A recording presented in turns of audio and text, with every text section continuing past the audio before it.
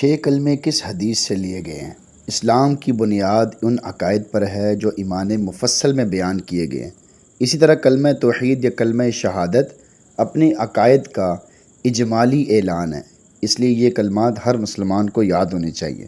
باقی کلمات کو تعلیم کی آسانی کے لیے مختلف احادیث سے لے کر متعین کیا گیا ہے۔ ان کا پڑھنا بہت موجب اجر و ثواب ہے۔ مشہور 6 کلموں کا ماخذ درج ذیل کتب حدیث ہیں۔ کلمہ طیبہ کنز العمال، آگے مزید اس کی تفصیل۔ کلمہ شہادت بخاری شریف۔ کلمہ تمجید یعنی تیسرا کلمہ وہ بھی بخاری شریف میں۔ کلمہ توحید ترمذی میں۔ سید الاستغفار بخاری شریف میں۔ چھٹا کلمہ رد کفر مسند احمد میں۔ اس کے علاوہ ان کلمات کے الفاظ دیگر بے شمار احادیث میں وارد ہیں۔ ان کی ترتیب، اسماء، تعداد اور نمبر آسانی کے لیے حقیقت میں کلموں کے معانی پر ایمان لانا ضروری اور مطلوب ہے۔